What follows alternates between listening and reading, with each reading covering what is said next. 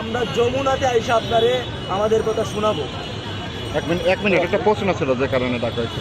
প্রধান উপদেষ্টা প্রেস সচিব গতকাল 9টা 30 করে ওসমান হাদির অবস্থা খুবই গুরুতর, দেশবাসীকে শান্ত থাকার আহ্বান জানাচ্ছেন।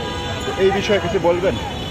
দেখেন, যেইখানে আমাদের বাইরেকে গুলি করা হচ্ছে, আমাদের নিজেদের জানমালের নিরাপত্তা নেই, দেশের মানুষের জানমালের নিরাপত্তা নেই, অনেক তো শান্ত আমরা থাকছি। এর আগেও আপনারা জানেন যে আমরা সরাসরি সিভিল আন্দোলন করছি, কিন্তু আমাদেরকে বিভিন্নভাবে বলা হয়েছে, আমরা সেটা সুযোগ দিয়েছি। এইবার তো আমাদের ভাইকে গুলি করা হয়েছে, এবার আমাদের একজন বোনকে মেরে ফেলা হয়েছে, মৃত্যুর দিকে ঠেলে দেওয়া হয়েছে। আর কত গুলি বলেন? এদেশের মানুষের নিরাপত্তা, আমাদের নিজেদের নিরাপত্তা তারা না ভিআইপি প্রোটোকলে আছে, তাদের পাশে আর্মি থাকে, তাদের পাশে পুলিশ থাকে, তারা গাড়িতে চলে, তারা বিভিন্ন প্রোটোকল মেনটেন করে চলে, তাদের তো কোনো সমস্যা নাই।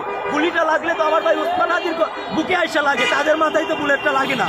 তো তারা তো বলবে এই কথা, এসি রুমে বসে এসি গাড়িতে চলে, নিরাপত্তা নিশ্চিত তাদের, তারা প্রোটোকল নিয়ে চলে, তো তারা এই কথা বলতেই পারে।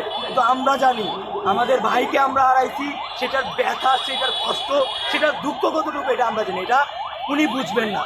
উনার মাথায় যখন গুলিটা লাগবে, ইসির মাথায় যখন গুলিটা লাগবে, স্বরাষ্ট্র উপদেষ্টার মাথায় যখন গুলিটা লাগবে, তখন তিনি বুঝতে পারবেন। এর আগে আপনি কি নিজেকে অনিরাপদ ভেবে চট্টগ্রাম থেকে ঢাকাতে, একটা মিনিট প্রশ্নটা করতে দেন, আপনি কি নিজেকে অনিরাপদ ভেবে চট্টগ্রাম থেকে ঢাকায় এসে আছেন কোনটা বলেন?